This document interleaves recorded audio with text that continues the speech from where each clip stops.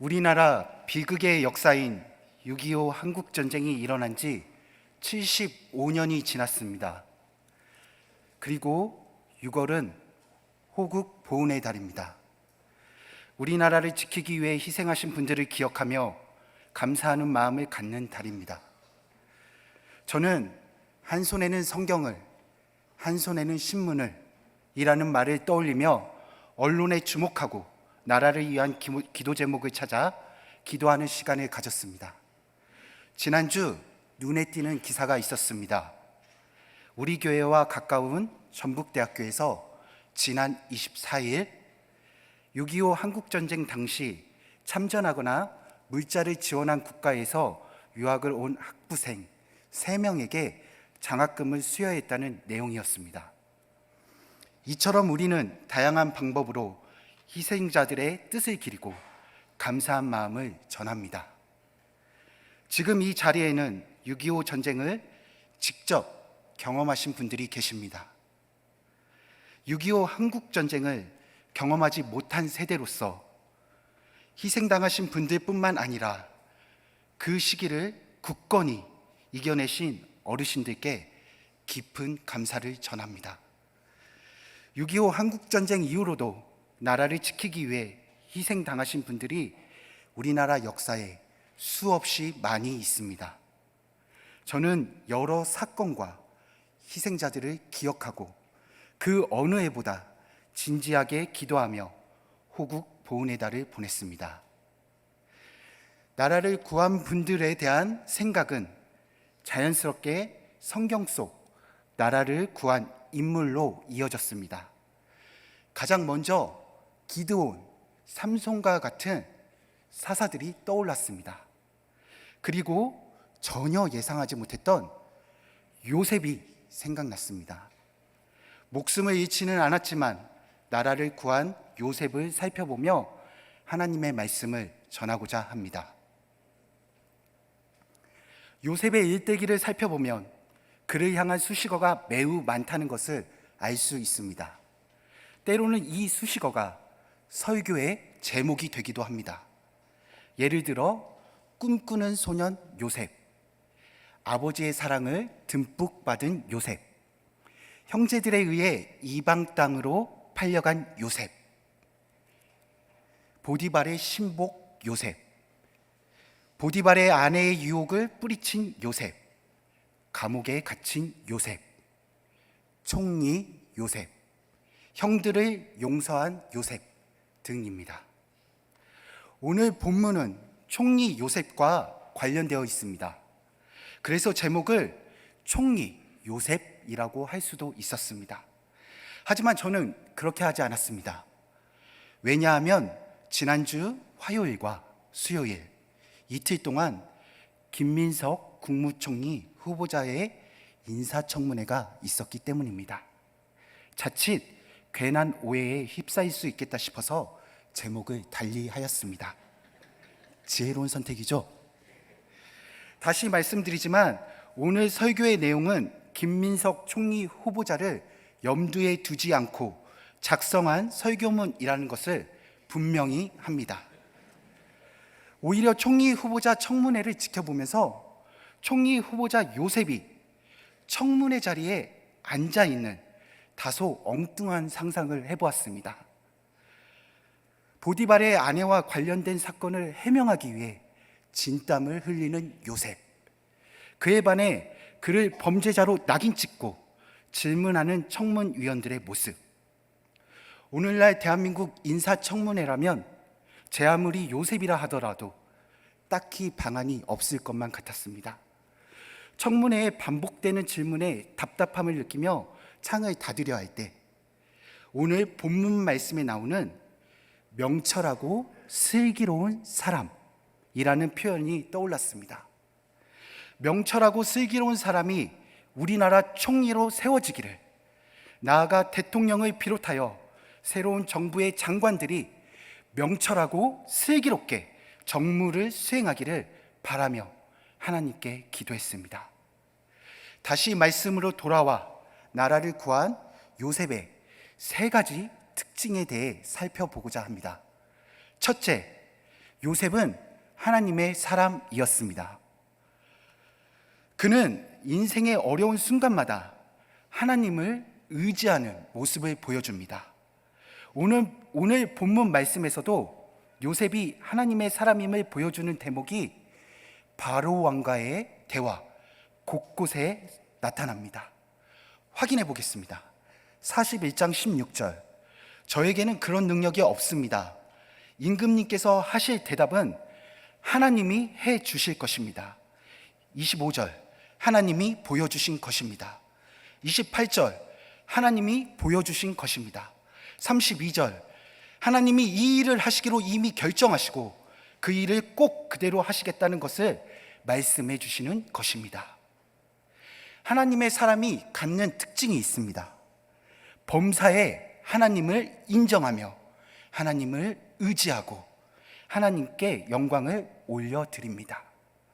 이를 근거로 살펴보면 요셉은 의심할 여지가 없는 하나님의 사람임을 알 수 있습니다. 반면 하나님의 사람이 아닌 경우는 어떠한가요? 하나님보다 자신을 앞세우고 자신을 드러내는 특징이 있습니다. 즉, 하나님 대신 내가 중심이 됩니다. 앞에서 열거한 문장의 주어를 내가로 바꾸어 보겠습니다. 임금님께서 기뻐하실 대답은 내가 해줄 것입니다. 임금님께서 장차 하실 일을 내가 보여준 것입니다. 내가 이 일을 하기로 이미 결정했고 그 일을 꼭 그대로 하겠다는 것을 말하는 것입니다. 극단적인 예이긴 하지만 하나님의 사랑과 극명한 차이가 느껴지시나요? 언위심성이라는 사자성어가 있습니다. 언위심성, 직역하면 말이란 마음의 소리이다 입니다. 의역하면 말은 마음을 나타낸다 라고 해석할 수 있습니다. 요셉의 말에는 하나님이 나타납니다. 요셉은 왕에게 자신을 드러낼 수 있었지만 그렇게 하지 않고 하나님을 드러내는 말을 합니다. 요셉의 마음에는 하나님이 계셨습니다. 이를 통해 우리가 확실하게 말할 수 있는 점은 요셉이 하나님의 사람이라는 것입니다. 둘째, 요셉은 하나님의 정책을 아는 사람이었습니다. 관원장들의 꿈을 해석했고 바로의 꿈을 해석하는 요셉을 보며 뛰어난 해몽가라고 생각할 수 있습니다.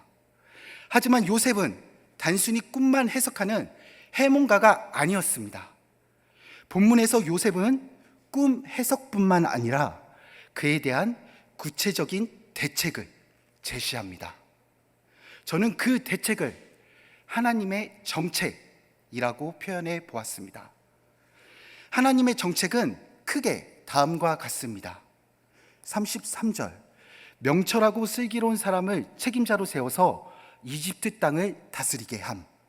34절, 전국의 관리를 임명하여 풍년이 지속되는 7년 동안 수확한 양식의 5분의 1을 저장하도록 함.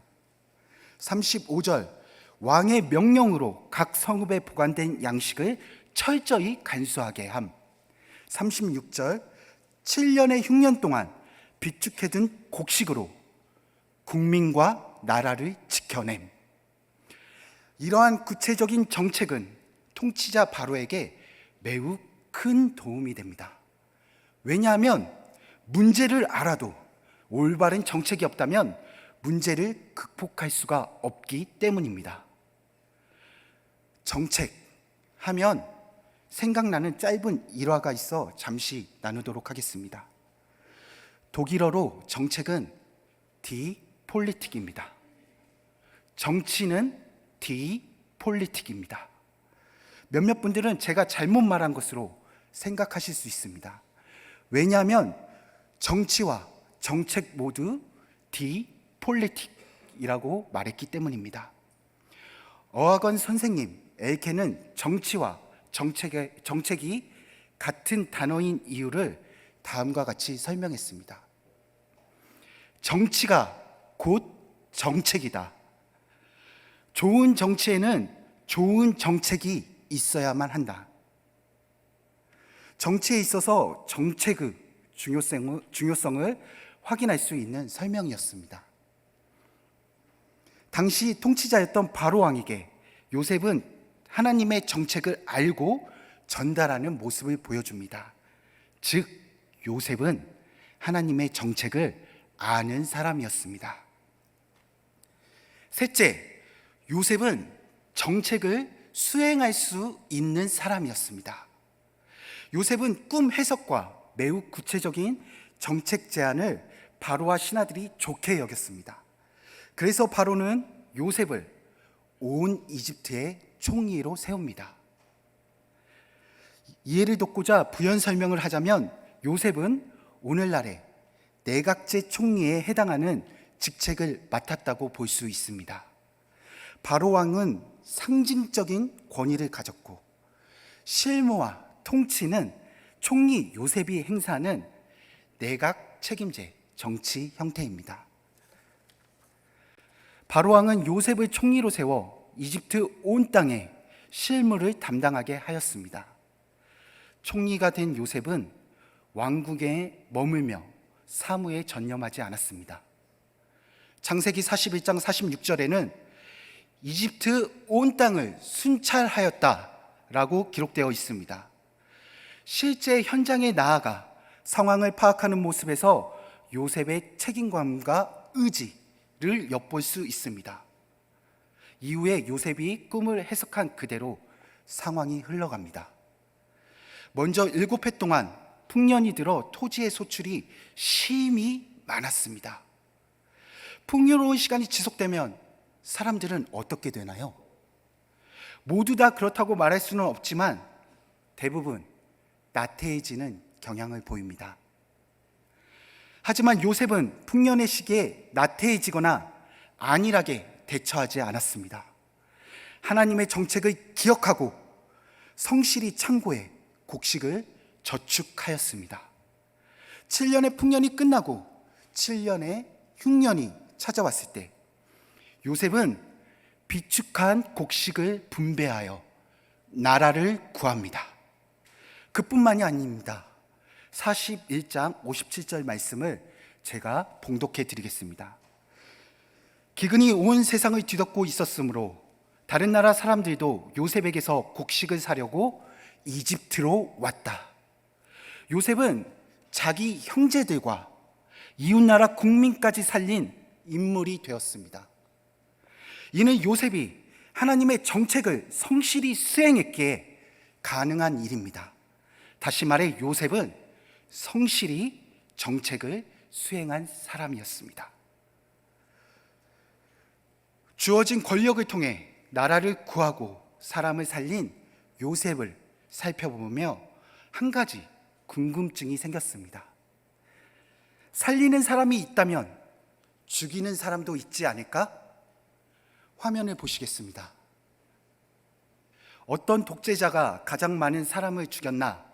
라는 제목을 가진 분석표입니다. 핏방울 하나가 100만 명을 나타냅니다. 사진에 따르면 가장 오른쪽 마오쩌둥이 죽인 사람의 수는 7,800만 명으로 표시되어 있습니다. 사진의 8번째가 6.25 한국전쟁과 관련 있는 김일성입니다. 그가 죽인 사람은 160만 명으로 표시되어 있습니다. 표에 있는 핏방울을 보며 잠시 묵상할 때 지난 3월 사순절 기간에 읽었던 신문 기사가 떠올랐습니다.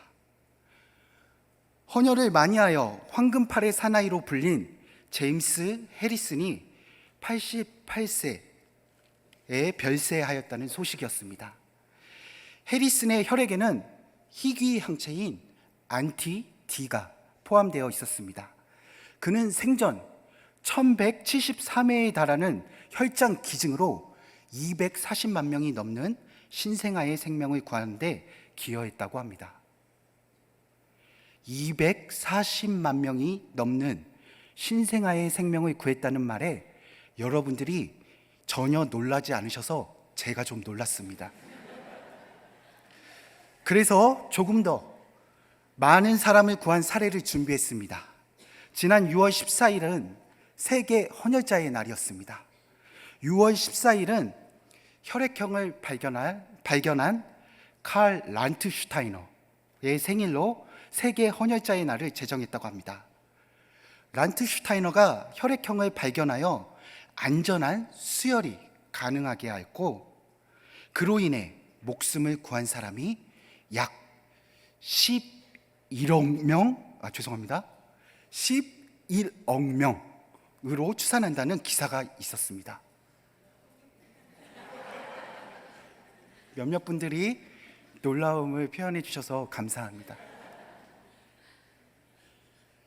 혹시 이런 사태가 있을까봐 제가 더 많은 사람을 구한 분을 한 분 더 준비했습니다. 오늘 신약 본문입니다. 그러나 우리가 아직 죄인 되었을 때에 그리스도께서 우리를 위하여 죽으셨습니다. 이리하여 하나님께서는 우리에 대한 자기의 사랑을 실증하셨습니다. 그러므로 지금 우리가 그리스도의 피로 의롭게 되었으니 그리스도로 말미암아 하나님의 진노에서 구원을 얻으리라는 것은 더욱 확실합니다. 우리가 하나님의 원수일 때에도 하나님의 아들의 죽으심으로 말미암아 하나님과 화해하게 되었다면 화해한 우리가 하나님의 생명으로 구원을 얻으리라는 것은 더욱더 확실한 일입니다. 아멘. 그분은 예수 그리스도. 예수님이 몇 명을 구하셨는지 제가 가진 수의 개념으로는 추산조차 어렵습니다. 하지만 분명한 것은 하나님께서 예수 그리스도를 통해 저와 우리 성도님들을 구해주셨다는 사실입니다. 나아가 예수님께서 십자가에서 흘리신 보혈은 시간과 공간에 구애받지 않는 온 인류를 위한 것입니다. 십자가의 공로로 말미암아 하나님과 화해하고 하나님의 생명으로 구원을 얻은 우리입니다. 설교문을 정리하며 한 아버지의 이야기가 생각났습니다. 그 아버지는 2명의 자녀가 있었다고 합니다.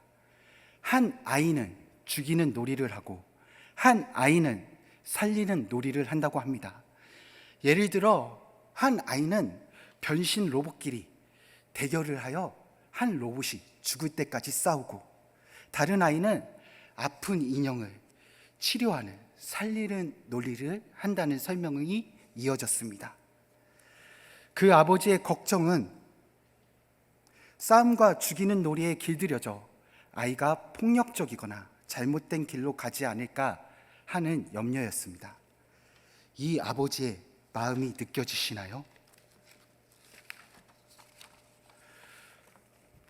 저는 설교를 준비하며 이곳 본당에서 기도하는 시간을 가졌습니다.